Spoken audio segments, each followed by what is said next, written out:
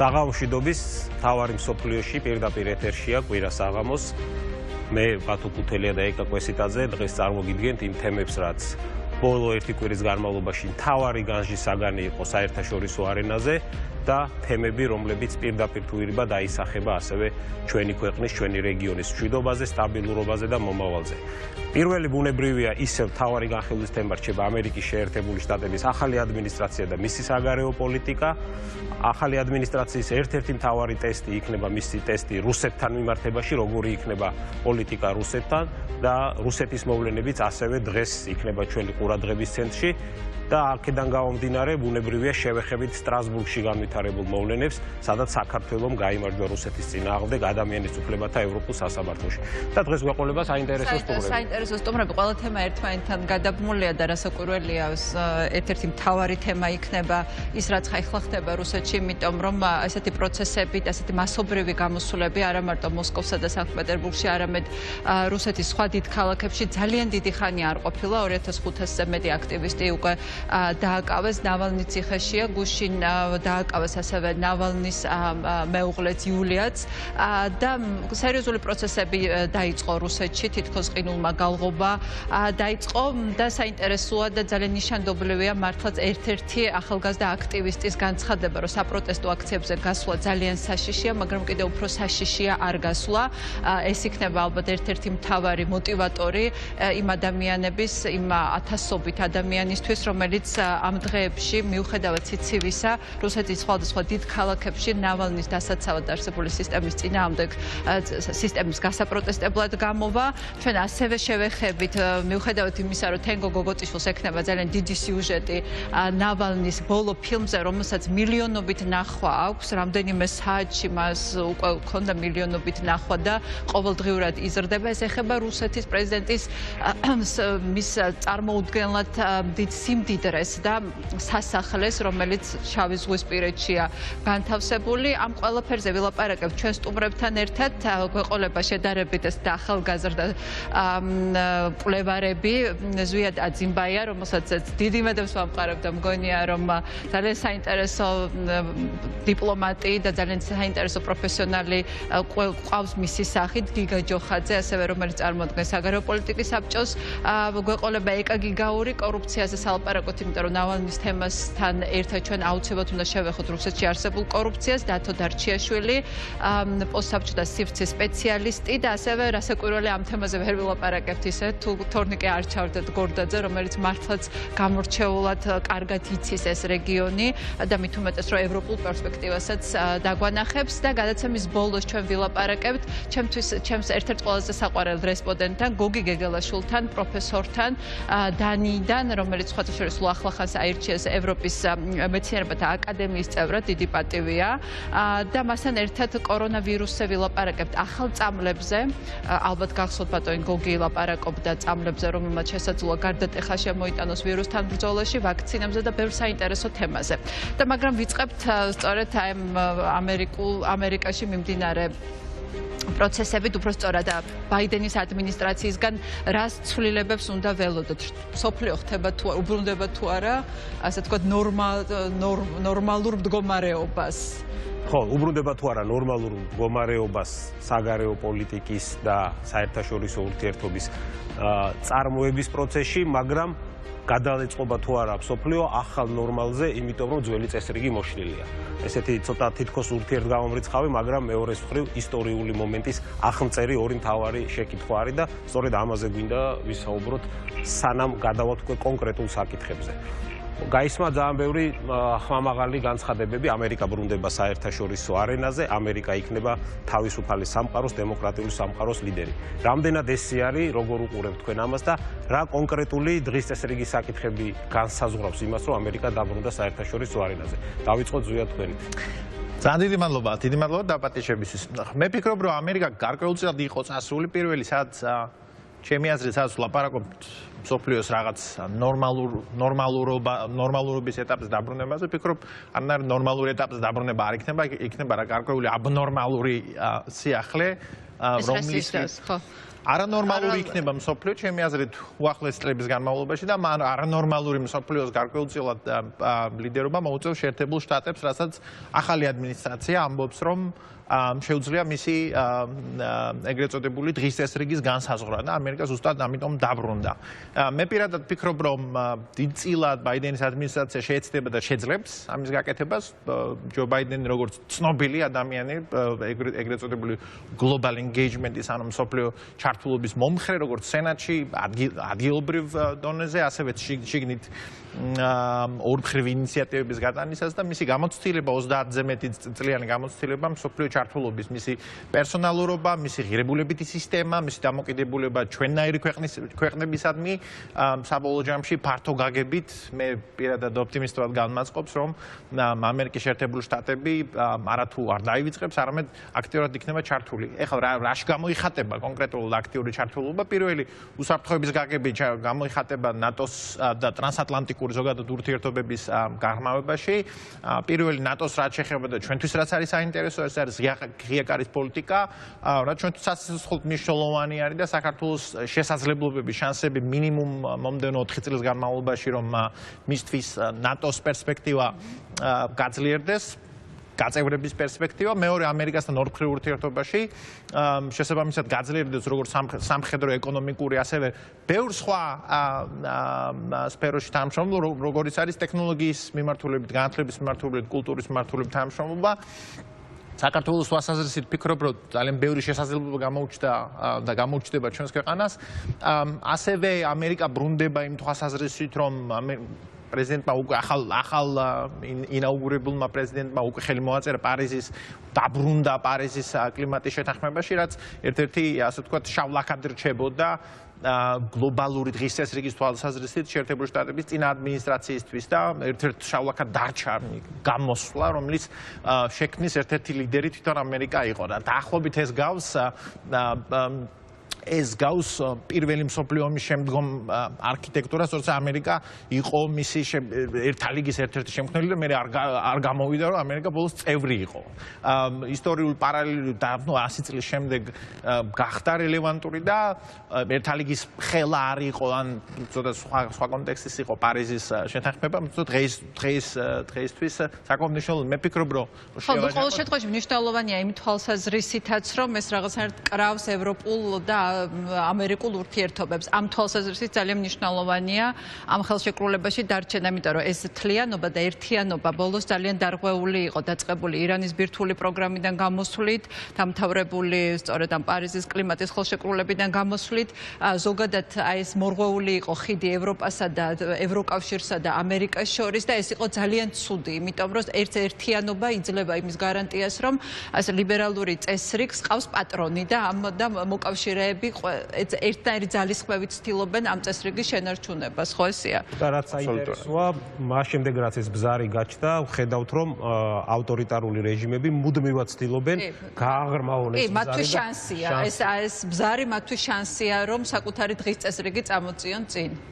ხო, და იგივე შეკითხვით გაგა თქვენთან გადმოვალ, ესე იგი თავარი საკითხი, რასაც დღეს მსოფლიო განიხილავს, რა პოლიტიკური მსოფლმხედველობა აქვს საერთაშორისო ურთიერთობებში ამერიკის ამჟამინდელ პრეზიდენტს ბაიდენს. თუმცა ბევრი ამბობს იმას, რომ ის არც ერთ პოლიტიკურ სკოლას რეალურად არ წარმოადგენს, მისი საგარეო პოლიტიკური ხედვაც უფრო პირად ურთიერთობებს ეყრდნობა, ვიდრე მის რაღაც პოლიტიკურად ჩამოყალიბებულ მწყობრ საგარეო პოლიტიკურ აზროვნებას. თუმცა ის წარმოადგენს ამერიკის პოლიტიკურ კლასს, რომელსაც დემოკრატიულ პარტიას, რომელსაც თავისი მწყობრი შეხედულებები აქვს, როგორც საშინაო პოლიტიკაზე, ისე საგარეოზე.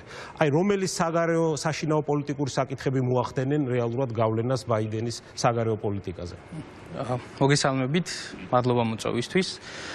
უპირველეს ყოვლისა, ძირითადი შიდა პოლიტიკური საკითხები, რაც არის ამერიკის დღის წესრიგში დღესდღეობით, პირველი ეს არის, რა თქმა უნდა, COVID-19 პანდემიისგან გამოწვეული კრიზისი, ჯანდაცვის კრიზისი იქნება ეს თუ ეკონომიკური კრიზისი. შესაბამისად, მე ვფიქრობ, რომ პრეზიდენტ ბაიდენის ადმინისტრაცია პირველ თვეებში უფრო ნაკლებად მიაქცევს ყურადღებას საგარეო პოლიტიკურ საკითხებს და უფრო მეტად იქნება ორიენტირებული შიდა პოლიტიკაზე. იქიდან გამომდინარე, რომ ამერიკას ძალიან დიდი პრობლემები აქვს შიდა პოლიტიკაში, იქნება ეს მაგალითად როგორც უკვე აღვნიშნეთ, COVID-19-ისგან გამოწვეული კრიზისი, იქნება ეს ჯანდაცვის კრიზისი თუ ეკონომიკური კრიზისი, ასევე ძალიან დიდი გავლენა ჰქონდა COVID-19-ს, როგორც უკვე აღვნიშნეთ ეკონომიკაზე. შესაბამისად, ბაიდენის მთავარი მისია იქნება ეკონომიკური აღდგენა, ასე ვთქვათ, ამერიკის შეერთებული შტატების ეკონომიკური აღორძინება და ასევე მნიშვნელოვანი პრობლემა, რაც ამერიკის შიდა პოლიტიკაში დღესდღეობით არსებობს, არის უკიდურესი პოლარიზაცია, როგორც უკვე ვიცით კარგად, უკვე რაღაც ძალიან დიდი ხანია, უკვე 10 წლეულებია პოლარიზაციის ასეთი უკიდურესი ხარისხი არ ყოფილა ამერიკის შეერთებულ შტატებში. ქვეყანა არის გაყოფილი, ასე ვთქვათ, ორ ნაწილად, რესპუბლიკელებსა და დემოკრატებს შორის, სხვა რასობრივ წარმომადგენლებს შორის.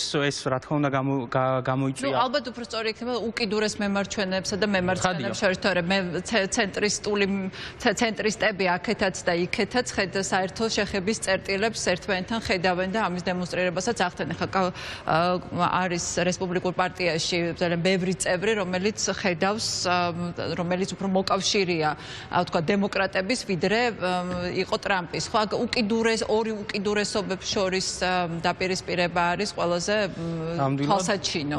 მეც ასე ვფიქრობ, რომ ესე იგი ბაიდენის ფიგურა ზოგადად არის უფრო მეტად მაინც ზომიერად ცენტრისტული. ეს ძალიან მნიშვნელოვანი. რა თქმა უნდა და ის შეეცდება, რომ ამერიკის შეერთებულ შტატებში დააბრუნოს, როგორც თვითონ აღნიშნა, ნორმალური ცხოვრება, ასე ვთქვათ, სადაც იქნება ნაკლები პოლარიზაციის მაჩვენებელი და იქნება უფრო მეტად ცენტრისტული და არ იქნება გადახრილი, ვთქვათ, უკიდურესად მემარჯვენე ან უკიდურესად მემარცხენე რაღაც. ეს არის უკიდურესად მნიშვნელოვანი. რა თქმა უნდა, ცხადია და მთავარი ამოცანაც პრეზიდენტ ბაიდენის იქნება უკიდურეს ან უახლოეს მომავალში, რომ დააბრუნოს, ასე ვთქვათ, ნორმალურ პირობებში ამერიკის შეერთებული შტატები, რაც სამწუხაროდ აი სწორედ აი ამ დაპირისპირების ერთ-ერთი კონკრეტული მაგალითი იყო ერთ-ერთი პირველი ბრძანება, აღმასრულებელი ბრძანება, რომელიც ბაიდენმა გამოსცა, ეს არის სრული სადაზვერვო გადახედვა რამოდენიმე მნიშვნელოვანი ინციდენტის. ერთ-ერთი იყო რუსების მიერ ფულის გადახდა და შეკვეთა ამერიკელი და ბრიტანელი სამხედროების მკვლელობისა, რომელსაც ტრამპმა გვერდი აუარა, შეეცადა რომ ის მინიმიზირება მოეხდინა. მეორე არის ეს ქიმიური იარაღის დონის აგენტის გამოყენება პოლიტიკური ოპონენტების მოწამვლის, მათ შორის ეს ნავალნის კეისი და ბუნებრივია მესამე მნიშვნელოვანი საკითხი არის ტექნოლოგიური პლატფორმების გამოყენება დემოკრატიებს შიგნით ჩარევით. ეს არის ის სრული სადაზვერვო გადახედვის ბრძანება, რომელიც ტრამპის შემდეგ უკვე ბაიდენმა გამოსცა. რამდენად შეგვიძლია ვივარაუდოთ, რომ ეს პროცესი მოახდენს საგარეო პოლიტიკის ფორმირებას რუსეთთან მიმართებაში. ანუ არ იქნება გადატვირთვა, რომელსაც ხშირად საუბრობდნენ, რომ ბაიდენს მოუწევს გაუწიოს ანგარიში გადატვირთვის მომხრეებს ყოფილი ობამას გუნდიდან და რამდენად ექნება თავისი დამოუკიდებელი საგარეო პოლიტიკა. ხო, და ბოდიში ზვიად საუბარს დაიწყებ, ყველა საუბრობს იმაზე, რომ ის დანიშვნები დაწყებული ენტონი ბლინკენიდან, რომელიც ძალიან კარგად იცის რუსეთი და ძალიან მკაფიო პოზიცია აქვს რუსეთთან მიმართებაში, ასევე ბათუს კარგი ნაცნობი უილიამ ბერნსი, რომელიც დაინიშნა CIA-ის ხელმძღვანელად, ასევე ვიქტორია ნულანდი, რომელიც სხვათა შორის გავიცანით, საიდან ძალიან აქტიურად იყო ჩართული უკრაინის ამბებში, როდესაც მაიდანი ხდებოდა და მასაც ასევე ძალიან მკაფიო პოზიცია აქვს რუსეთთან მიმართებაში და კიდევ სხვა მნიშვნელოვანი, როგორც სახელმწიფო ადმინისტრაცია, როგორც ასევე უშიშროების საბჭოში, ისე სახელმწიფო ადმინისტრაციაში ძალიან ბევრ თანამდებობაზე დაინიშნენ ისეთი ადამიანები, რომლებიც მკაფიო სიგნალს აგზავნის უკვე თუ რა პოლიტიკა ექნება ბაიდენის ადმინისტრაციას სახელმწიფო დეპარტამენტში უკაცრავად. გულანთან დაკავშირებით რაღაც ისეთი ისტორიებიც რომ მოყვეთ, რომელიც წარმოდგენას შეუქმნის მაყურებელსაც მათ პოლიტიკურ პოზიციებზე, შეგვიძლია გავიხსენოთ თუ როგორ არიგებდა სენდვიჩებს ქუჩაში მაიდნის დროს პროტესტებს. ძალიან ჩართული იყო ამ პროცესში. და მეორე ასევე გვახსოვს, როდესაც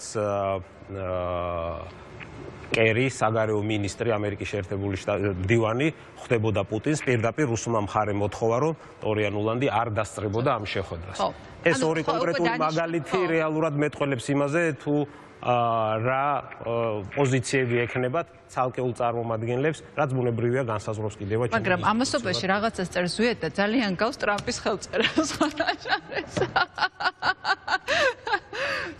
მე ვფიქრობ, რამდენიმე ნაწილად შეიძლება ამ კითხვის დაყობა. პირველი ზოგადად ბოლოდან დავიწყოთ. ჩემი აზრით 2016 წელს რუსებმა კრემლში და სხვა ადგილებში ბევრი შამპანიური გახსნეს. წელს ეს შამპანიორები არ გავხსნიათ, უბრალოდ გასული წლის ნოემბერში. ეს უკვე კარგი სიგნალია ცივილიზებული ინაუგურაციის დღესაც ალბათ. ინაუგურაციის დღეს ალბათ უფრო შავები ჩაიცვეს, პოეტურად რო ვთქვათ, ვიდრე ნებისმიერი სხვა ფერი. იმიტომ რომ მე ველოდები, რომ როგორც წესი კლიშეურად უდგებიან, რომ დემოკრატები ნაკლებად ჩართული იქნებიან მსოფლიოს, ასე ვთქვათ, მსოფლიოს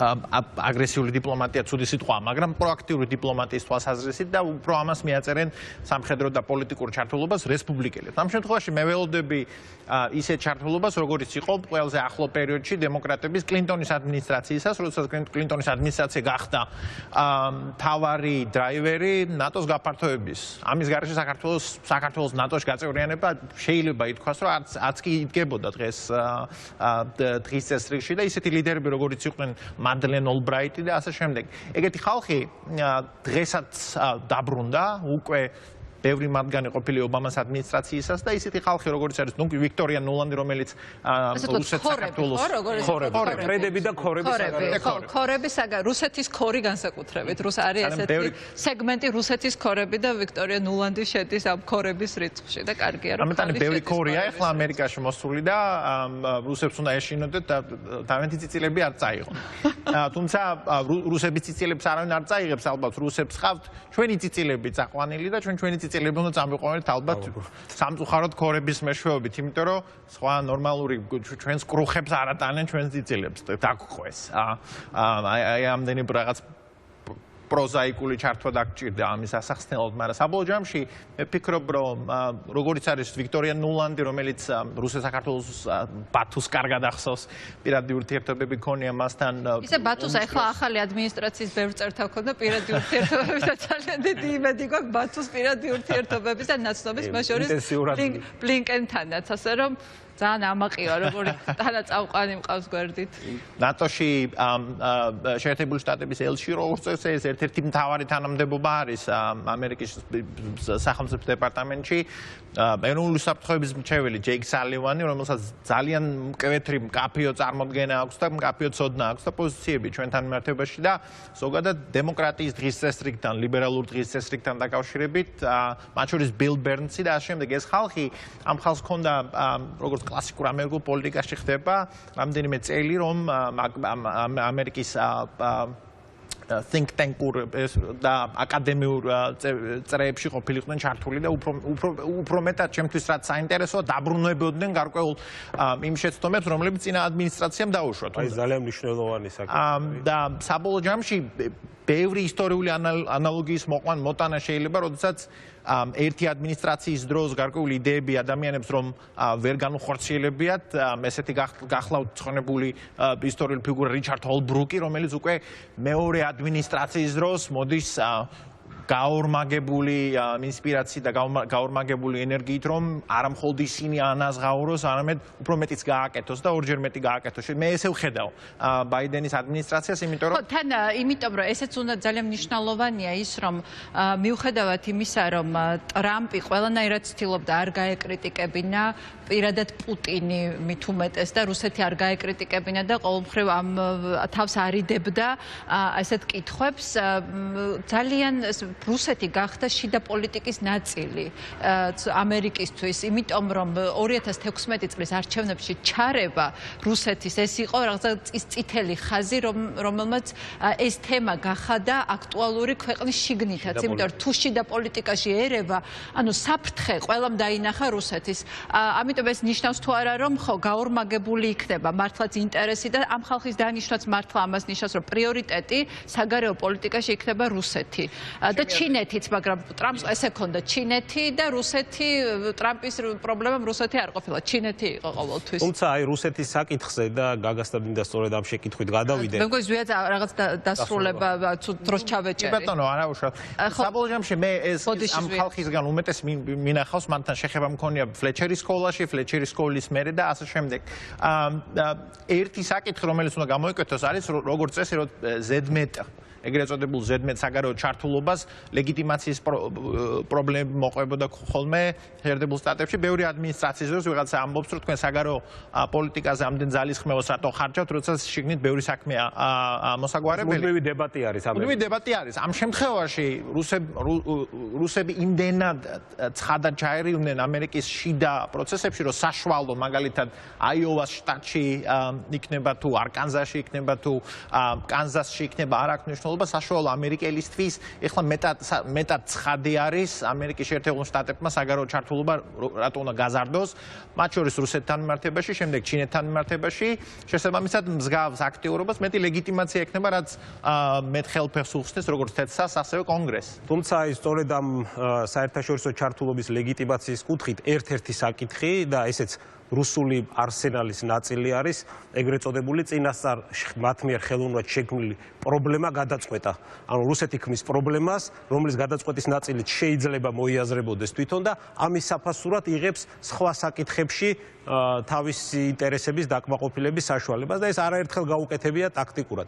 ერთ-ერთი ასეთი საკითხი, რომელიც შეიძლება უფრო ტექნიკური იყოს და არც თუ ისეთი, ასე ვთქვათ, მიმზიდველი საჯარო განხილვისთვის, მაგრამ ეს არის ბირთვული შეიარაღების კონტროლის, ეგრეთ წოდებული სტარტის ხელშეკრულება. ტრამპის ადმინისტრაციის სასარგებლოდ უნდა ითქვას, რომ მან ბოლო თვეებში არ გააგრძელა ეს ხელშეკრულება, მიუხედავად პოლიტიკური ვაჭრობისა რუსეთის მხრიდან, მაგრამ ბაიდენის ადმინისტრაციას უკვე მისაღები აქვს ეს გადაწყვეტილება და ასეთი ტიპის ჩართულობა რეალურად მოუწევს ამ კონკრეტულ საკითხში, თუმცა არის სხვა საკითხები, სადაც ასევე რუსეთი შეთავაზებს ესე ბჭყალებში, რო ვთქვათ, თანამშრომლობას. ეს იქნება პანდემია, თუნდაც იგივე კლიმატური ცვლილების მიერ შექმნილი პრობლემები სხვადასხვა გეოგრაფიულ არეალში. ამ შემთხვევაში რამდენად შეიძლება ამერიკის შეერთებული შტატები აი ამ კონტექსტიდან გამომდინარე იყოს თანმიმდევრული ერთის მხრივ ზეწოლით რუსეთზე, მაგრამ მეორეს მხრივ დაიტოვოს არხები კომუნიკაციის და თანამშრომლობის. რამდენად ეს ორი თავსებადი არის ერთმანეთთან? უპირველეს ყოვლისა, ვფიქრობ, რომ რუსეთთან ურთიერთობის თვალსაზრისით აი მრავალი, ასე ვთქვათ, გავლენიანი პოლიტოლოგი და ავტორიტეტი, ასე ვთქვათ, აკადემიურ წრეებში მიიჩნევდა და დღემდე მიიჩნევს, რომ ბაიდენის ადმინისტრაციას, ასე ვთქვათ, დამთმობი პოლიტიკა ექნება რუსეთთან მიმართებაში და ეს მსჯელობა იქიდან გამომდინარეობს, რომ როდესაც დაიწყო ეგრეთ წოდებული რესეტი ან გადატვირთვის პოლიტიკა რუსეთთან 2008 წელს ბაიდენი იყო ვიცე-პრეზიდენტი ბარაკ ობამას მმართველობის პერიოდში. შესაბამისად ის იყო, ასე ვთქვათ, ერთ-ერთი ინიციატორი და შემოქმედი გადატვირთვის პოლიტიკის. და აქედან გამომდინარე ეს რაღაც ავტორიტეტული პოლიტოლოგები ფიქრობენ, რომ რაღაც რუსეთთან ისევ ხომ არ იქნება რაღაც ხელახლა მეორე გადატვირთვის მეორე ტალღა. თუმცა რა, მე პირადად ამ პათოსს ვერაფრით ვერ გავიზიარებ, იქიდან გამომდინარე, როგორც უკვე ზემოთაც აღინიშნა, გადატვირთვის პოლიტიკიდან უკვე 13 წელი გავიდა. შესაბამისად ამერიკაში გადაწყვეტილების მიმღებმა პირებმა ძალიან კარგად გაითავისეს ის, რომ რუსეთთან დათმობების პოლიტიკა არ მუშაობს. როგორც უკვე აღნიშნეთ 2016 წელს რუსეთის ფედერაციის მიერ ამერიკის არჩევნებში ჩარევა იყო ის წითელი ხაზი, რომელიც გადაკვეთა რუსეთის ფედერაციამ და ეს იყო გარდამტეხი მომენტი, ასე ვთქვათ, რომელმაც ილუზიები მოუხსნა, ასე ვთქვათ, დასავლეთში ბევრ ადამიანს. საქმეებში არჩევნებზე რომ ერევა და არჩევნებზე გავლენას ახდენს, ეს ნომერ პირველი უსაფრთხოების შიდა უსაფრთხოების გამოწვევა, ხო, ეს არ არის მარტო საგარეო პოლიტიკის ნაწილი. და ეს ილუზიები, რა თქმა უნდა, ბევრს მოიხსნა, შესაბამისად დღეს უკვე ვეღარ შევხვდებით, ასე ვთქვათ, ბევრი ისეთ ადამიანს ამერიკის ადმინისტრაციაში, რომელიც ფიქრობდეს სერიოზულად გადატვირთვის პოლიტიკაზე რუსეთთან მიმართებაში. თუმცა იყო ცდელობა, რომ ეს თემა გაეღვიძებინათ, რამოდენიმე სტატიაც დაიწერა, რასაც საპასუხოდ მოყვა ეგრეთ წოდებული ქორების ძალიან აგრესიული დაგმობა გადატვირთვის მცდელობის, მაგრამ ეს დებატი მაინც არსებობს და ხო, ეს ამ დებატის ერთი ნაწილია, სხვათა შორის მოსმენა ჰქონდა ბლინკენს კონგრესში და საქართველოს თემაზეც კონგრესში ფიგურირებს ჯერ ითქვა მაგალითი მოიყვანეს შახინმა სენატორმა შახინმა მოიყვანა მაგალითი საქართველოსი სადაც ეს აი სწორედ იმ კაპიტოლიუმში შეჭრის თემაზე როდესაც საუბრობდნენ თუ როგორ გადაეცა ნებაყოფლობით და მშვიდობიანად ხელისუფლება საქართველოში და შემდეგ უკვე მეორედ ახსენეს ძალიან მცირე ხანში უკვე ბლინკენთან რენტ პოლი გითხარი მე რა სოფხედელობის კაცია ხო იზოლაციონისტი რომელმაც საქართველოს ახსენა რომ საქართველოს ანუ დაუჭერთ თუ არა მხარს ის ეკითხება ბლინკენს საქართველოს ნატოში გაწევრიანებას რადგან თუ დაუჭერთ მხარს ეს იმას ნიშნავს რომ ჩვენ ჩათრეულები ვიქნებით ომში რუსეთთან იმიტომ რომ მეხუთე მუხლი თუ ამუშავდა და ბლინკენმა ამაზე უპასუხა რომ რუსეთის აგრესიის სამიზნე არ ყოფილაო არც ერთი ქვეყანა რომელიც იყო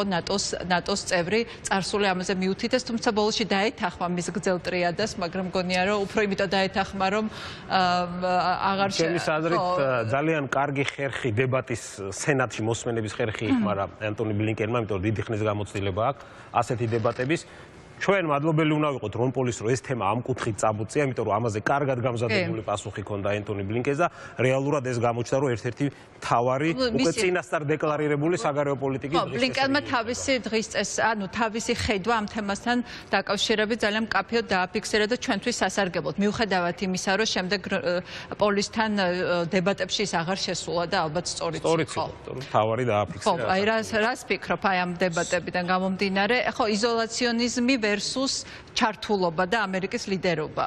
ისტორიულად ეგ საერთოდ გასაკვირი არ არის მსგავსი რამეები და ბევრჯერ მოგისმენი ამერიკა საერთოდაც იზოლაციონისტური ძალა იყო სანამ ის გლობალური ძალა გახდებოდა დღეს ეს უბრალოდ დებატების დონეზე რჩება საბოლოო ჯამში კონგრესით მათ შორის ტრამპის პერიოდში იზოლაციონისტურად არ მოქცეულა მათ შორის ბატონი რენტ პოლიც იქ იყო და სხვაებიც იყვნენ მარტო არ არის ის ამ საკითხზე მე ვფიქრობ რომ საქართველოს დიპლომატიას და სამოქალაქო საზოგადოებასაც შეუძლია იმაზე იმუშაოს თუ რენტ პოლი გახდება ის ერთი ხმა რომელიც გადაწყვეტს საქართველოს ნატოში შესვლა არ შესვლას დიდწილად ეს არ იქნება მაშინ ამ ადამიანის გადაწყვეტილება რამენად მოხდება მაგრამ ზოგადად მე ვფიქრობ რომ ეს ჩვეულებრივი დისკუსია ჩვენ რაღაც იდეალისტურ სცენას და იდეალურ სცენას არ უნდა ველოდოთ და უნდა ვნახოთ დაახლოებით რა კითხვები ისმება ხოლმე სამწუხარო ის არის რომ თუმცა მეხუთე მუხლთან დაკავშირებით ესეც განმარტოთ ბათუ ძალიან მკაფი ანუ არსებობს ამის თავიდან აშორების ძალიან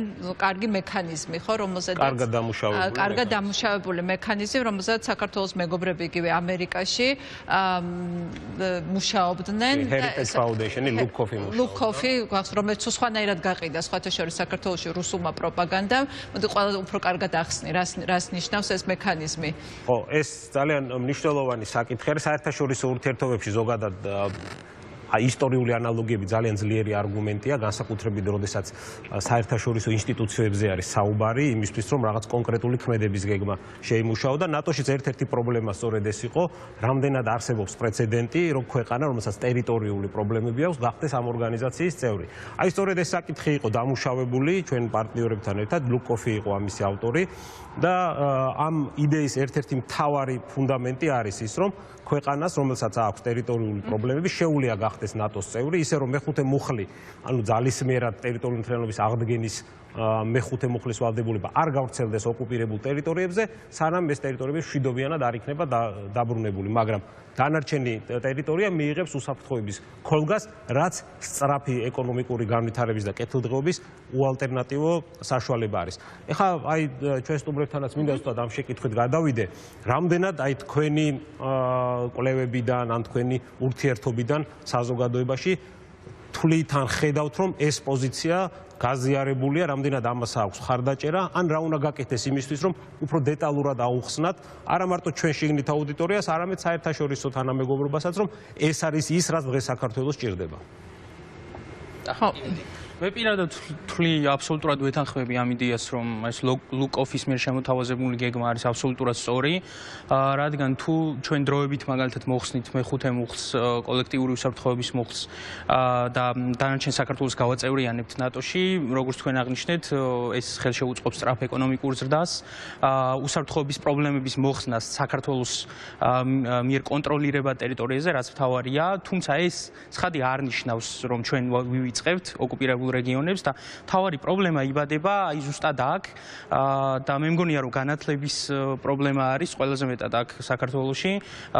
ანუ ხალხმა არ იცის რეალურად რას გულისხმობს ეს და როგორც ქალბატონმა ეკამ აღნიშნა ესე იგი პრორუსული დეზინფორმაციული საშუალებები და პროპაგანდა ცდილობს რომ ძალიან ცუდად გაყიდოს ყოფი რაღაც მტრად გამოსახეს რომელსაც უნდა რომ საქართველოს დაკარგოს აფხაზეთი და ერთგვარი მითი ვრცელდება რომ თუ ჩვენ მაგალითად მივიღებთ ლუკ-ოფის გეგმას მაშინ გამოდის რომ საქართველოს ხელისუფლება უარს ამბობს ოკუპირებულ ტერიტორიებზე რუსეთის მიერ ოკუპირებულ ტერიტორიებზე რაც სიმართლე სრულიად არ შეესაბამება რა თქმა უნდა აბსოლუტური სიყალბეა მე ვფიქრობ რომ ეს წარმოადგენს ყველაზე დიდ პრობლემას რა ეს ამ მითის ჯერა ბევრ ადამიანს საქართველოს სამწუხაროდ ეს საქართველოში და ზუსტად მაშინ შენ გითხარი რას მიიღებს ნატო იმითი რომ მეხუთე მუხლზე ამ დაშვებით ჩვენ გავხდებით ნატოს წევრი ანუ ევროპული უსაფრთხოების დღის წესრიგში ჩვენი რეგიონალური შავი ზღვის უსაფრთხოების კუთხით რამდენად ეს შედის ასევე ჩვენი პარტნიორების ინტერესებში ერთია რომ ჩვენ გვინდა გავხდეთ მაგრამ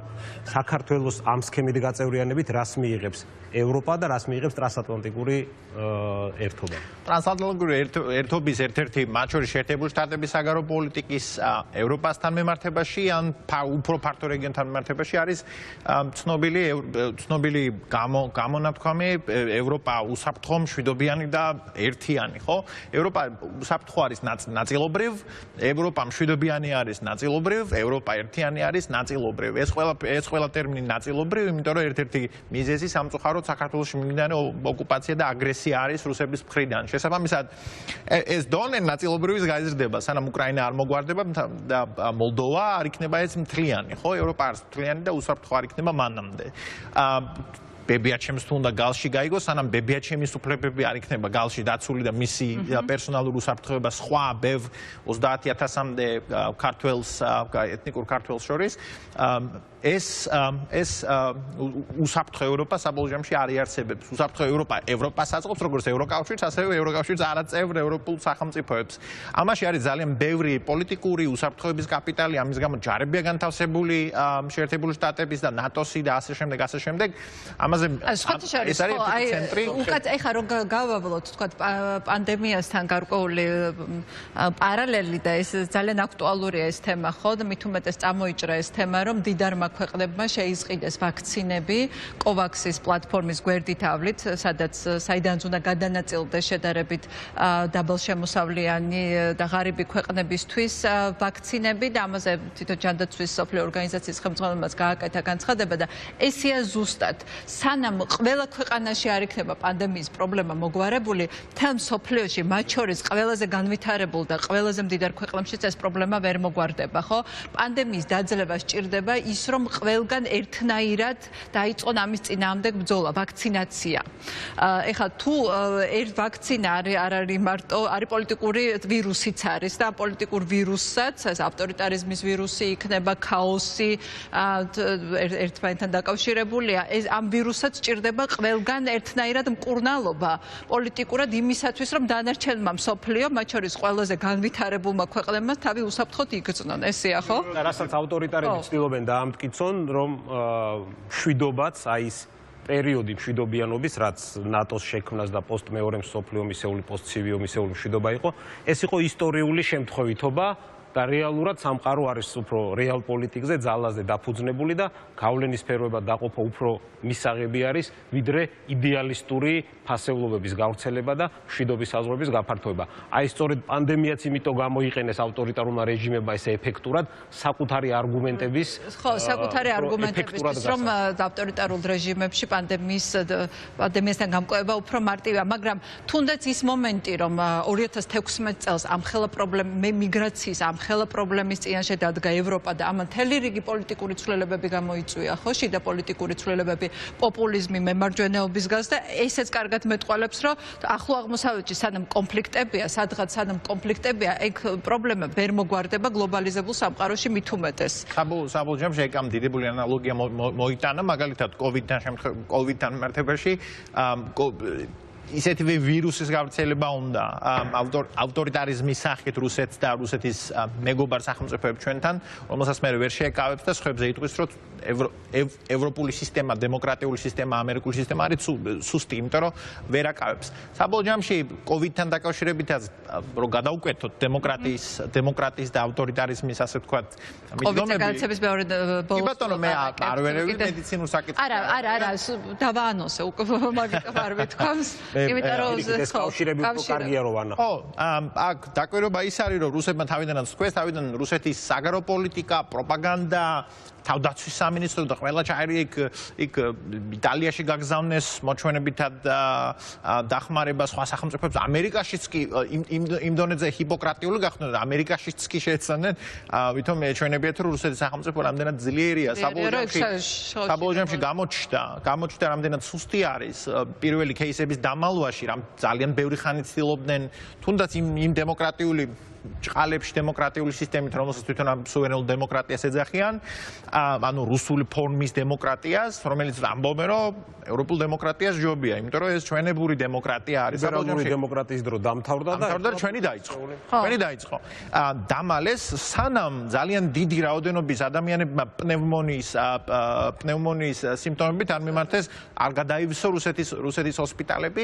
საბოლოო ჯამში მათმა როგორც ჯანდაცვის სისტემამ, ეკონომიკური სისტემამ, პოლიტიკური სისტემამ ჯერ ხო ვერ გაუძლო და მომდევნო წლების განმავლობაში გასაგებად უფრო ბევრ პრობლემას წააწყდებიან. ეს იმ ნაწილს ეხება, სადაც რუსები ამბობენ, რომ დემოკრატიები ცუდად უმკლავდებიან. საბოლოო ჯამში თუ ვინმე ნორმალურად გაუმკლავდა, ისევ დემოკრატიები გაუმკლავდნენ კარგად. თუნდაც აზიის დემოკრატიები, თუნდაც ევროპული დემოკრატიები, რომელიც საბოლოო ჯამში დასავლურ დემოკრატიებში შედიან.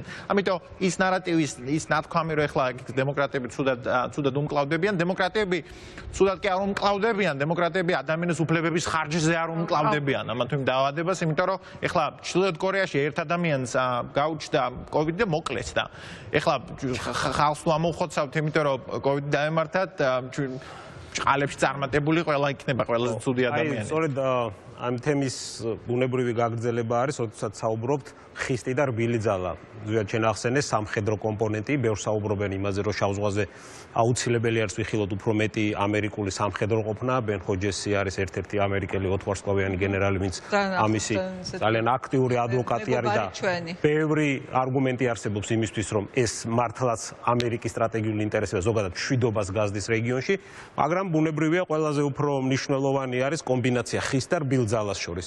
ცოტა ხნის წინ ესეთ სტატისტიკა ვნახე, უფრო სწორედ ჩინეთის კომუნისტური პარტიის ლიდერი, ასე ვთქვათ, წუწუნებდა თავის აუდიტორიის წინაშე, რომ მიუხედავად ჩინეთის ეკონომიკური სიძლიერისა, ჩინური რბილი ძალა ისევ სუსტი არის და მაგალითად მოიყვანა ის, რომ სოფლიოში 300 ქვეყანაზე მეტში არის ამერიკაში განათლება მიღებული პრეზიდენტები, პრემიერ-მინისტრები, მინისტრები, ხოლო რამოდენიმე ქვეყანაში არის ჩინეთში ნასწავლი ადამიანები.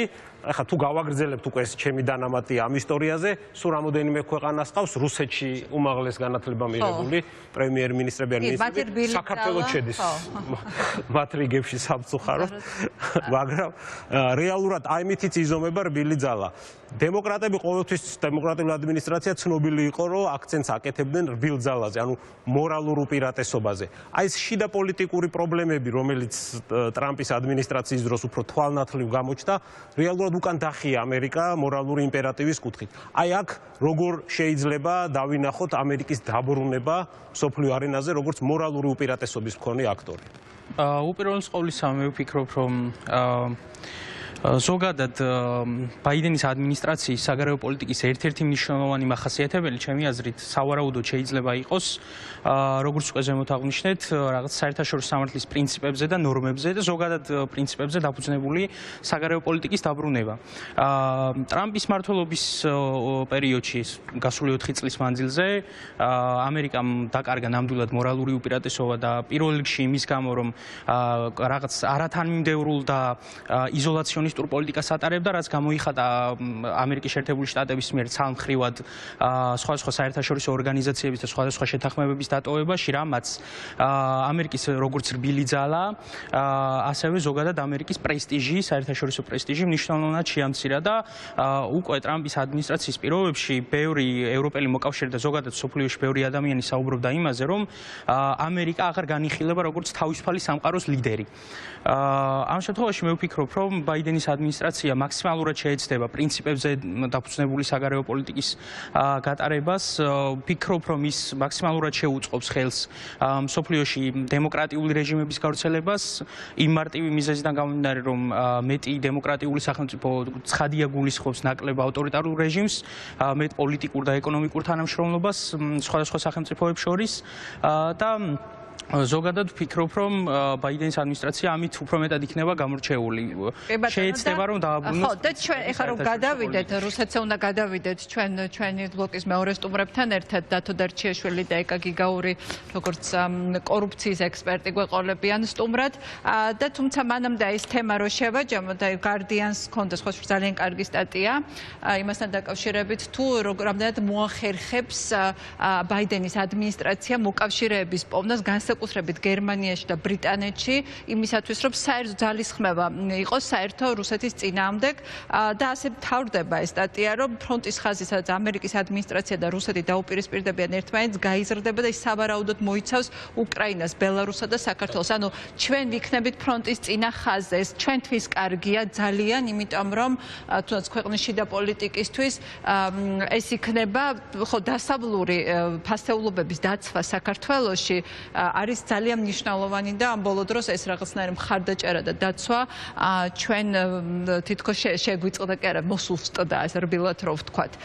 და მანამ თუმცა სანამ უკრაინას და ბელარუსეთს დათოს სანამ შევეხებით დათო დარჩიაშვილთან როგორც პოსაბჭოთა ქვეყნების სპეციალისტთან, მაგრამ მანამდე ალბათ თავარი იქნება როგორ გამართარდება რუსეთში თვითონ მოვლენები. რაღაცა შეირყა მნიშვნელოვანი, აი როგორ ხედავ ამით დავასრულოთ აი რუსეთში მიმდინარე პროცესებს და მე ძალიან საინტერესო სიუჟეტს ვნახავთ.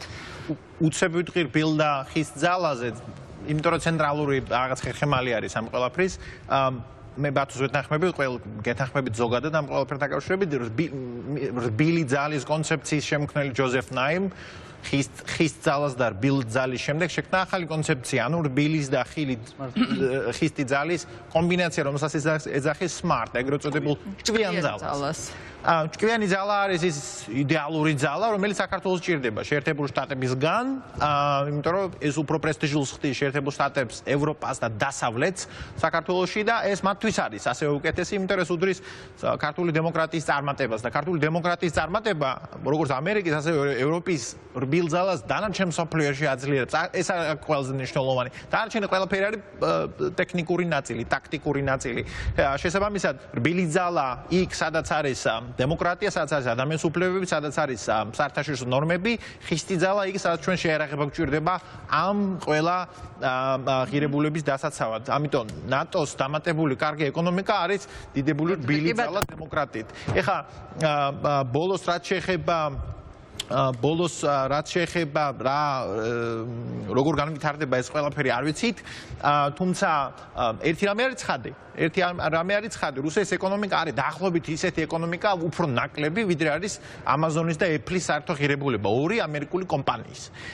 ისეთი სახელმწიფო, როგორიც არის რუსეთი, იმხელა სახელმწიფო, როგორიც არის რუსეთი და იმდენი ამბიცია, რომელიც ამ სახელმწიფოს აქვს, ძირითადად აგრესიაზე დაფუძნებული, უბრალოდ არ შეიძლება რამე სტატისტიკოსიც არ ჭირდება, დიდი ეკონომიკაც არ ჭირდება, არ შეიძლება ბევრი ხანი ესე გასტანოს, მათ შორის იმ პირობებში, როდესაც მას ადგილზე ძალიან ბევრი პრობლემა, პოლიტიკური პრობლემა, ეკონომიკური პრობლემა, საპენსიო პრობლემა, განათლების პრობლემა უგროვდება, საბოლოო ჯამში ის არაკომპეტენტური, არაკონკურენტული ხდება საკმაოდ სწრაფად მიმავალ მსოფლიოში და სამხედრო ავანტიურებსაც აქვს თავისი ძალიან დიდი ფასი, შესანახია ეს ავანტიურები, ამიტომ ვფიქრობ, რომ გარდაუვალია ეს შესუსტება რუსეთის ეხლა საუბაზია და პოლიტიკური რყევა დაიწყო. ზვიად აძიმბაია, გიგა ჯოხაძე იყო ჩვენთან ერთად, ძალიან დიდი მადლობა. ეხლა ვნახავთ იმ სიუჟეტს ნავალნის იმ ფილმზე, რომელმაც მილიონობით ნახვა დააგროვა რამდენიმე დღეში, ბოლოს რომ ნახე 50 მილიონი ქონდა და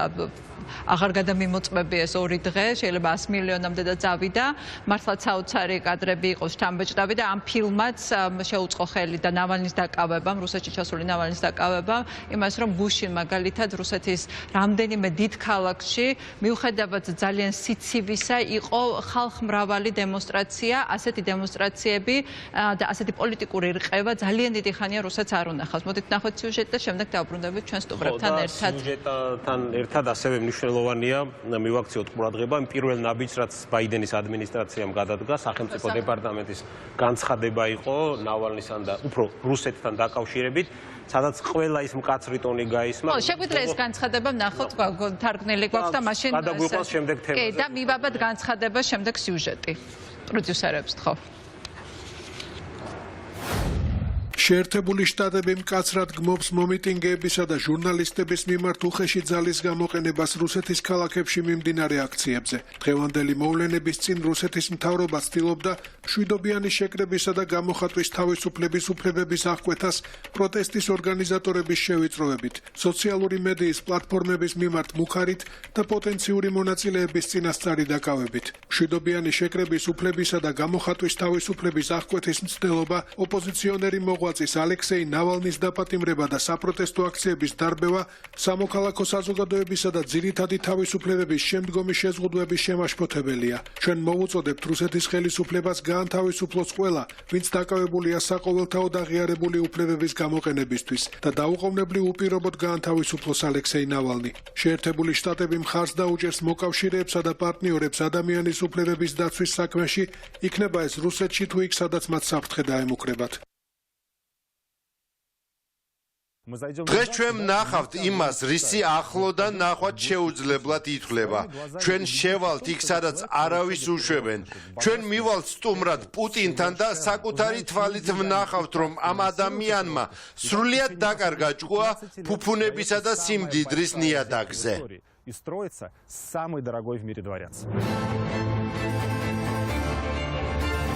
ასე იწყება ყველაზე პოპულარული რუსი ოპოზიციონერის ალექსეი ნავალნის ახალი ფილმი, რომელშიც ის ვლადიმირ პუტინის კორუმპირებულობის მასშტაბებზე საუბრობს. ფილმი იწყება გერმანიის ქალაქ დრეზდენიდან, სადაც რუსეთის სამუდამო პრეზიდენტი სახელმწიფო უსაფრთხოების კომიტეტის, ანუ კგბ-ს რიგით თანამშრომლად მუშაობდა. როგორც ირკვევა, სწორედ იქ გაიცნო მან რამდენიმე ადამიანი, რომლებთან ერთადაც წლების შემდეგ რუსეთში უზარმაზარი კორუფციული იმპერია შექმნა. Дружба с Советским Союзом стала велением сердца каждого гражданина ГДР. ნავალნის ფილმი ძალიან დეტალურად მოგვითხრობს პუტინის კარიერის შესახებ, თუ ვისგან და როგორ დაიწყო მან ქთამების აღება და როგორ მივიდა რუსეთის პრეზიდენტობამდე, სადაც მსოფლიოს ყველაზე მდიდარ ადამიანად და ყველაზე კორუმპირებულ მსოფლიო ლიდერად იქცა. ჟურნალისტური გამოძიების მთავარი და ყველაზე მნიშვნელოვანი ნაწილი ეხება შავი ზღვისპირა სასახლეს, რომელიც დღემდე მშენებლობის პროცესშია და როგორც ფილმის ავტორი ამბობს, ნაკვეთის ფართობი მონაკოს ფართობს 39-ჯერ აღემატება. ამ სასახლის არსებობის შესახებ ხალხმა წლების წინაც იცოდა, თუმცა შემდეგ გავრცელდა ინფორმაცია, რომ მშენებლობა გაყინეს, მოგვიანებით კი რომელიღაცა ფირმას მიყიდეს, მაგრამ ეს ვერსია, როგორც ნავალნი ამბობს, სიმართლეს არ შეესაბამება. არანაირი გაყიდვა არ მომხდარა და სასახლე ისევე როგორც მთელი უზარმაზარი ნაკვეთი, ისევ ვლადიმირ პუტინს ეკუთვნის.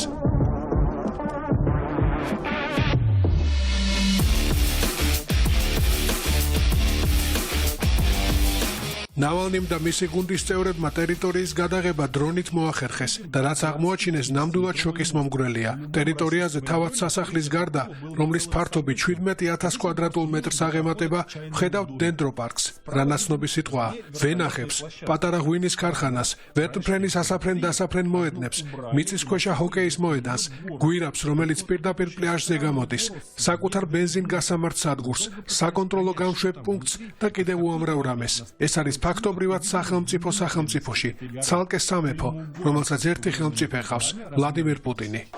ამ ყველაფრის შემხედვარი ადამიანი ნამდვილად მიხვდები თუ რატომ სურდა პუტინს ნავალნის მოკლა. რუსეთის ყველაზე პოპულარული ოპოზიციონერი სულ უფრო და უფრო პოპულარული და ძლიერი ხდება, რაზეც მოსკოვში, სანქტ-პეტერბურგსა და რუსეთის სხვა ქალაქებში ბოლო დროს გახშირებული საპროტესტო აქციები მოწმობს. მათი მასშტაბები რუსეთის მასშტაბების გათვალისწინებით ჯერ კიდევ მცირეა, თუმცა საკმარისი იმისთვის, რომ პუტინს სიმშვიდე დაურღვიოს. ბოლო მასშტაბური საპროტესტო გამოსვლები რუსეთში გუშინ 23 იანვარს გაიმართა და საბაბი სწორედ ალექსეი ნავალნის დაპატიმრება იყო. გერმანიის კლინიკაში ექიმების მიერ სიკვდილს გადარჩენილი და სამშობლოში დაბრუნებული ბლოგერი აეროპორტშივე დააკავეს და სახელდახელოდ გამართული სასამართლო პროცესის შემდეგ წინასწარი პატიმრობა მიუსაჯეს. პარალელურად მისი გუნდის წევრებისა და სხვა ოპოზიციონერების დაკავების ოპერაციაც განხორციელდა. ზოგიერთი მათგანი საკუთარი მანქანებიდან აიყვანეს, ერთს კი სახლში აივნიდან შეუვარდნენ. Вау.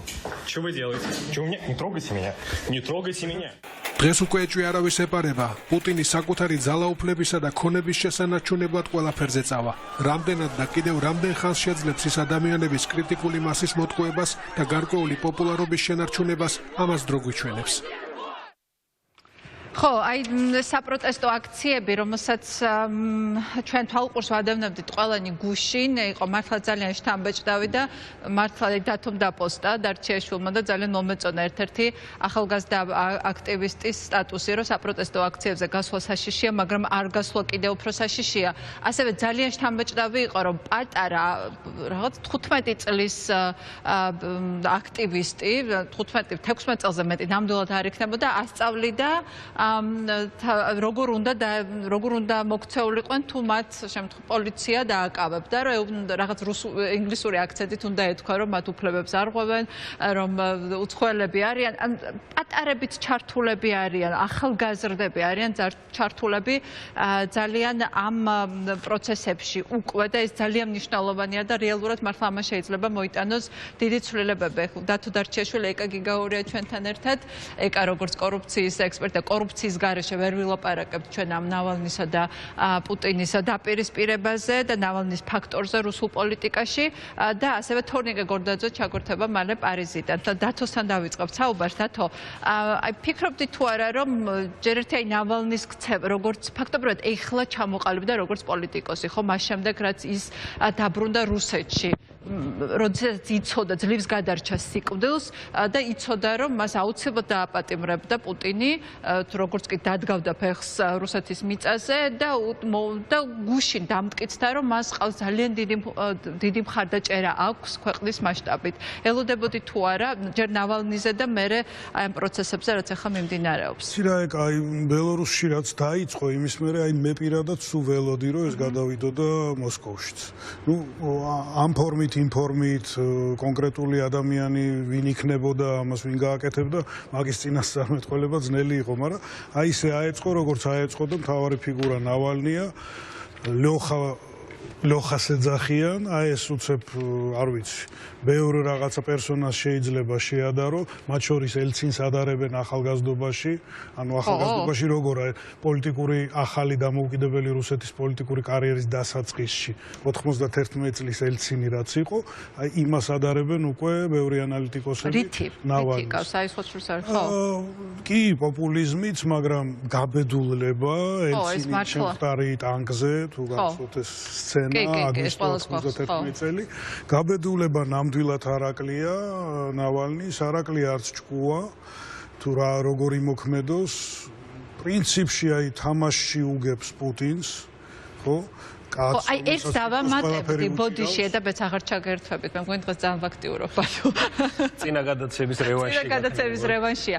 არა, ბევრმა თქვა რომ აი როგორი გაბედული ნაბიჯი გადადგა რომ ის ჩავიდა მოსკოვში ჩავიდა მას შემდეგ რაც მართლა სასწაულად გადაურჩა სიკვდილს, მაგრამ არც გერმანიაში არ იყო დაცული. პრინციპში ის რუსეთში უფრო დაცულია ციხეში შეიძლება ითქვას, ვიდრე გერმანიაში. გვახსოვს რა ხა არც გერმანიაში, არც ნებისმიერ ადგილას შეუძლია პუტინს მიწვდეს, თავის პოლიტიკურ მოწინააღმდეგეს, სკრიპალების საქმე, მანამდე ლიტვინენკოს საქმე გავიხსენოთ, ეხლა ხანგოშვილის საქმე, რომელიც ბერლინის ცენტრში დაცხრილეს. ანუ იქ ელოდებოდა სიკვდილს და აქ პოლიტიკურ ძალაუფლებასთან ერთად საფრთხეც აირიდა თავიდან, ჩემი აზრით. ამიტომ ძალიან უკიდურესად რაციონალური და ჭკვიანური გადაწყვეტილება იყო ჩემი პერსონალური აზრით. ეთანხმები ხოლმე თავისთავად მისი ჭკვიანობა ჩანს იმ სქემაშიც, რომელსაც აქამდე მოქმედებდა, ეგრეთ წოდებული უმნა ეგალასავანია, ხო, ჭკვიანი კენჭისყრა, ანუ როდესაც იგი აორგანიზებდა რუსეთში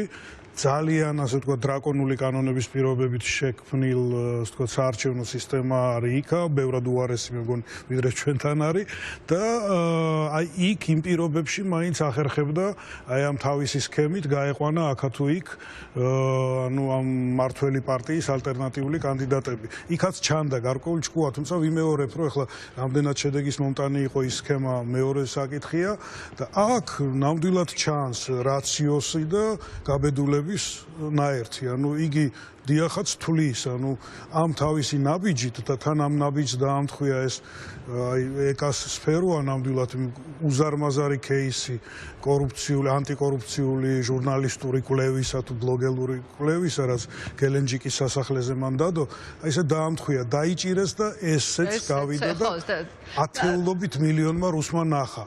და გამოვიდნენ ქუჩაში. ისა ბოდიში ეკასთანაც და დათოსთან, იმიტომ რომ თორნიკე გველოდება, რომელიც აუცილებლად ახლა უნდა ჩავრთოთ, იმიტომ რომ რაღაც მნიშვნელოვან ამბავს მოვწყვიტეთ. ამიტომ თორნიკესთან დავასრულოთ და შემდეგ ჩვენ აქ სტუდიაში გავაგრძელოთ საუბარი, მას შემდეგ რაც თორნიკესთან მოვრჩებით ნავალნიზე და რუსეთში მიმდინარე პროცესებზე საუბარს. თორნიკე, მოგესალმები. ძალიან დიდი მადლობა, რომ ხარ ჩვენთან ერთად. მოვჩი მნიშვნელოვან ამბავსაც რომ მაქვს დრო. როგორ ხო აი რას ფიქრობთ ნავალნიზე, აი რამდენად თუნდაც ახლა ვლაპარაკობთ იმაზე, რომ ძალიან ჭკვიანი, რაციონალურადაც ძალიან ჭკვიანური ნაბიჯი იყო მისი ჩასვლა მოსკოვში, თუნდაც ის რომ სიკვდილის საფრთხე აერიდებინა თავიდან, ამ საფრთხეს ის ვერსად ვერ დაემალებოდა, ვერც ევროპაში, ვერც ამერიკაში, ვერც აფრიკაში, ყველგან მიწვდებოდა პუტინის ხელი, მაგრამ სამაგიეროდ ის უკვე შედგა სულ სხვა წონის პოლიტიკოსად და როგორ ელოდებით აი ამ პროცესების განვითარებას რუსეთში გუშინდელი დღის შემდეგ. მე ვფიქრობ, რომ პოლიტიკური თვალსაზრისით იყო პირველ რიგში მიზანშეწონილი მისი ჩამოსვლა რუსეთში, იმიტომ რომ რუსეთის ხელისუფლების მიზანი იყო სწორედ ამ მისი განადგურება, ფიზიკური განადგურება, ან მისი როგორც სხვა ბევრი რუსი ოპოზიციონერის ქვეყნიდან გაქცევა, ხო? ამიტომ ის ფაქტი, რომ ეს ჩამოვიდა რუსეთში სწორედ აჩვენებს იმას, რომ ისე წინააღმდეგება კრემლის ეს მიზნები ფაქტურად მან წავს ჩაეყარათ მათ ეს მათი დაგეგმილი რაც ჰქონდათ და რუსეთში გინდაც ციხეში მჯდომი ნავალნი ბევრად უფრო საშიშია რუსეთის ხელისუფლებისთვის ჩვენ ვხედავთ ერთი ადამიანი როგორ არყევს ამ ხელას სისტემას და ეს რა თქმა უნდა იყო მისთვის როგორც პოლიტიკოსისთვის ერთადერთი და მე მგონი მთავარი სწორი გადაწყვეტილება ამიტომ მე მოველი რომ მისი პოპულარობა რუსეთში მოიმატებს, რა თქმა უნდა, ჯერჯერობით შეიძლება არ არის ნავალნის მხარდამჭერი რუსეთის მოსახლეობის ძალიან დიდი ნაწილი, მაგრამ დღეს გუშინდელ გამოსვლებს თუ დავაკვირდებით, სოციოლოგიური გამოკვლევა იყო, სადაც თქვეს, რომ 42% მოსკოვით უკვე ავიღოთ, მარტო მოსკოვში გამოსული ხალხის 42% იყო ადამიანები, რომლებიც პირველად გამოვიდნენ ამ საპროტესტო აქციაზე, იმიტომ იქ არ იყო ესეთი ძალიან მნიშვნელოვანი რამეა. როდესაც ყველა გამდის, ვიცით ყველა ეს აქტივისტები და ასე შემდეგ, რომელიც ხშირად გამოდიან პუტინის ხელისუფლების წინააღმდეგ, აქ ახალი ძალა იყო, ახალი ხალხი იყო ქუჩაში გამოსული, ძირითადად ახალგაზრდები, რომლებიც ტელევიზორს საერთოდ არ უყურებენ, იმიტომ იციან, რომ ის სრულად კონტროლდება რუსეთის ხელისუფლების მიერ, ისინი ძირითადად სოციალური ქსელებით ღებულობენ ინფორმაციას და ორგანიზებენ, ალბათ უნდა მოველოდოთ იმას, რომ რუსეთი შეეცდება ამ სოციალური ქსელების ჩახშობას უკვე რუსეთის ტერიტორიაზე, იგივე აი YouTube-ის ვიდეო ახსენეთ, მეგონი დასაწყისში, ამ დილით ვამოწმებდი 76 მილიონი იყო უკვე დილით ადრე ნახე ნახვების რაოდენობა. ამ 76 მილიონიდან 2/3 შეიძლება 3/4 რუსეთის მოქალაქეების ნანახია ეს ვიდეო. ახლა საფრთხეს წარმოადგენს ნავალნი კრემლისთვის და ამიტომ მე მგონი ჩვენ საქართველოში სანამ ის კრიტიკას დავიწყებთ და ძალიან მარტივია ადამიანის კრიტიკა და მათ შორის არათანამიმდევრობაში მისი დადანაშაულება, მისი 2008 წლის განცხადებებს გულისხმობ. უბრალოდ ტაქტიკურადაც ყველაზე მეტად საქართველოს უნდა აწყობდეს ესეთი სიტუაცია, იმიტომ რომ ესეთი დიდი რყევა სხვას არც ერთ ლიდერს არ შეუძლია ოპოზიციის კრემლის მისი დასუსტება, თუნდაც ის რომ კრემლი უკვე შიშველძალას გამოყენებაზე გადადის და აგრესიაზე, რაც მას უსპობს დიალოგის და თანამშრომლობის ენაზე ელაპარაკოს დასავლეთს. მოხდებით, რომ დასავლეთის მიუხედავად იმისა, რომ ბევრი ქვეყანა ცდილობს რუსეთთან ყველანაირად ნორმალური დიალოგი ქონდეს, არ გამოდის, იმიტომ რომ რუსეთი დგამს ისეთ ნაბიჯებს, კიდე აი მარტო ნავალნის кейსი რო ავიღოთ, ადამიანი მოწამლეს, ყველანაირად დამტკიცდა, რომ ქიმიური ან აკრძალული არ არის გამოიყენეს მის წინამდე და ეხლა ჩამოსულ ადამიანს ეგრევე იჭერენ და ციხეში გზავნიან ყველა ნორმების დარღვევით. ეს ფაქტიურად ხიდებს ანგრევს მისი რუსეთის განხილვა ვეღარ ხდება როგორც ნორმალური ქვეყნის დასავლეთის მთავრობებში. კიდაც ამერიკის შეერთებული შტატები ავიღოთ, კიდაც დასავლეთი ევროპა. ამიტომ ეს ადამიანი ამისთვისაც არის დასაფასებელი და მეორე ისიც, რომ მას ნათქვამი აქვს და მე პირადად ისი ძალიან ახლო თანამებრძოლებისგან გამიგია, რომელთანაც კონტაქტის მქონია, ნილოვისგან და კიდაც სერგეი გურიევისგან, ის ეკონომიკური მრჩეველია, რომ ის მისი ასე ვთქვათ დამოკიდებულება საქართველოს მიმართ კერძოდ შეიცვალა ბოლო წლებში. ის ყველანაირად ეს პოლიტიკოსი გამისდის ევოლუციას. მან დაიწყო პოლიტიკაში მოვიდა გრიგორი იავლისკისთან ერთად. ის იყო დემოკრატიული, ესე იაბლოკოს წევრი. შემდეგ მან მიხვდა, რომ რატომღაც დარწმუნდა და მართალიც არის ალბათ იმაში, რომ რუსეთში მარტო დემოკრატობით მობილიზება მოსახლეობის ვერ ხერხდება, იმიტომ რომ პუტინმა მოახერხა და 90-იანი წლების მეტნაკლებად დემოკრატიული რუსეთი გახადა რაღაც საფრთხობელად და მან დაარწმუნა რუსების ძალიან დიდი ნაწილი, რომ დემოკრატია არ გამოდის რუსეთში, იმიტომ დემოკრატია ასუსტებს რუსეთს. ხედავთ დემოკრატიამ როგორ ჩამოშალა რუსეთი 90-იან წლებში, ამიტომ დემოკრატია არ გვინდა, საჭიროა ავტორიტარიზმი და სამაგიეროდ იქნება განვითარება და მშვიდობა.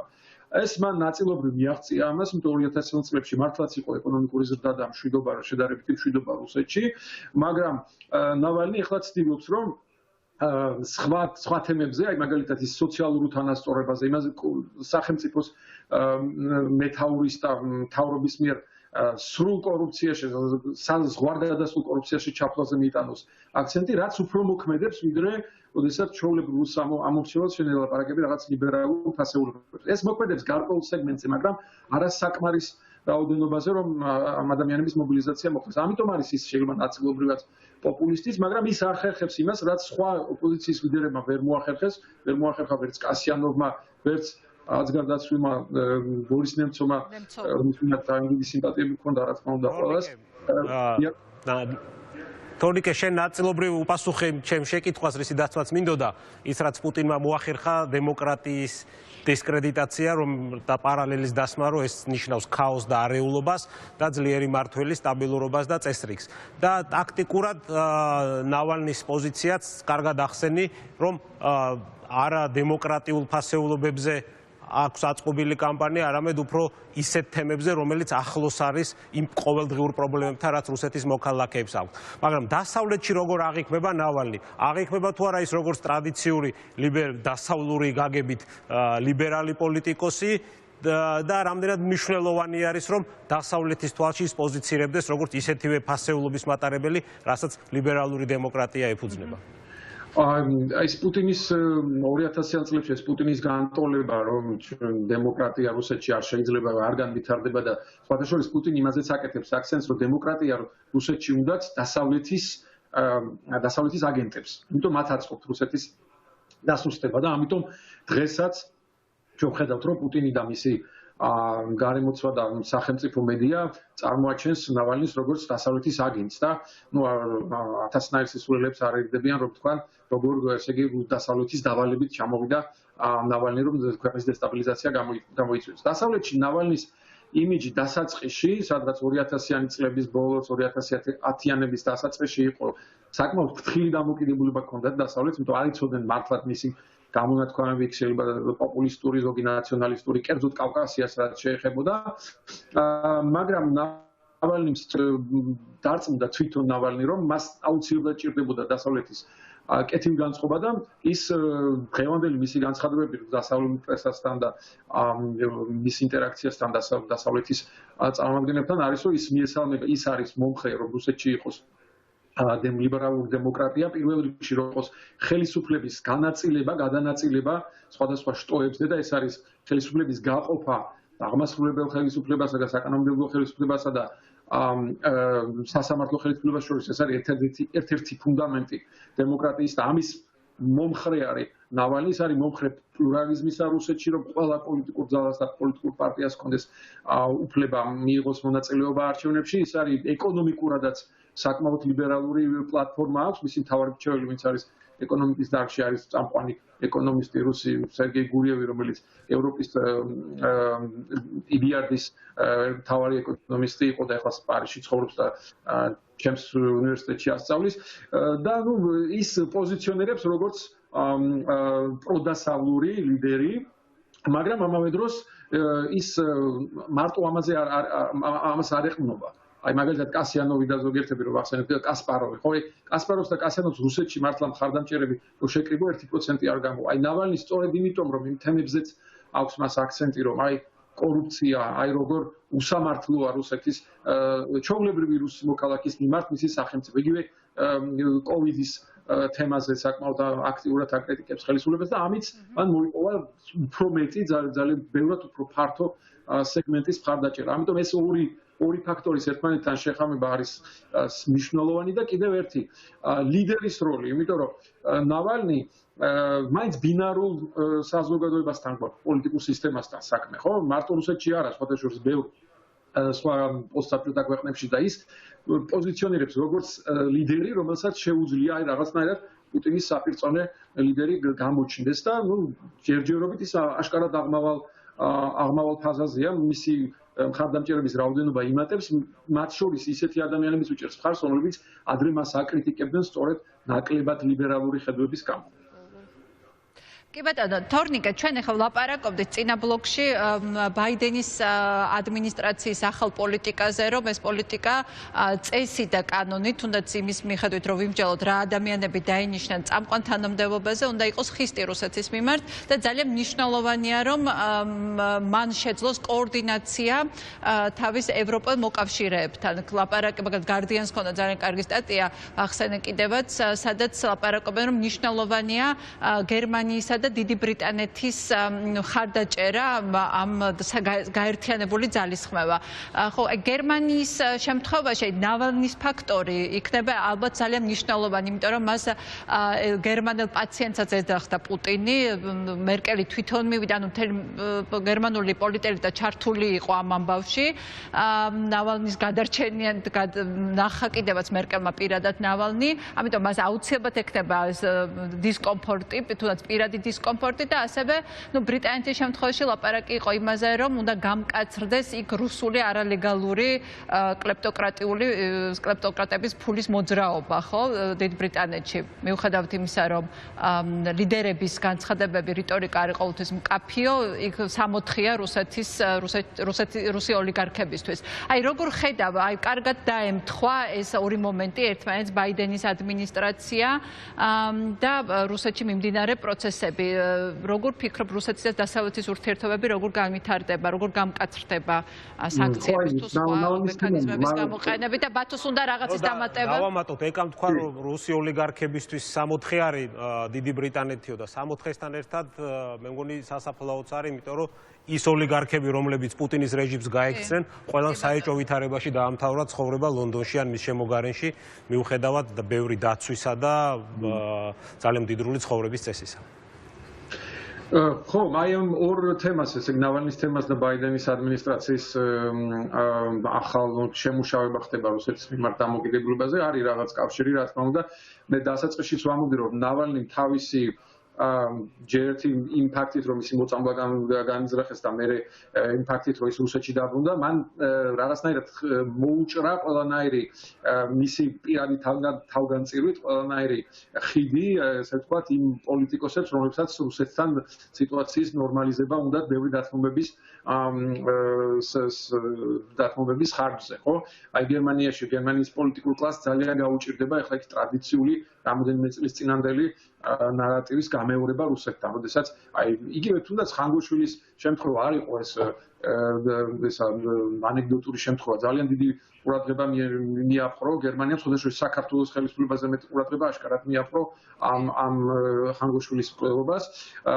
ნავალნის შემთხვევაში რა თქმა უნდა მერკელი ახსენეთ და აგრეთვე საკმაოდ გართულდა ახლა იგივე გერმანიის establishment-შიც და მთელს ევროპაში რუსეთის ესეთი პროექტის Nord Stream 2-ის მხარდაჭერა ევროპარლამენტმა მიიღო რეზოლუცია ძალიან დიდი უპირატესობით, სადაც 90% ევროპარლამენტარების ხმა მისცა ამ პროექტის წინააღმდეგ და გერმანიის იმ ძალებს და იმ ბიზნეს ძალებს გაუჭირდებათ ახლა კიდე ამ პროექტის გათხრება ბოლომდე. ესეც ნავალნის გარკვეულწილად ნავალნის დამსახურებაა.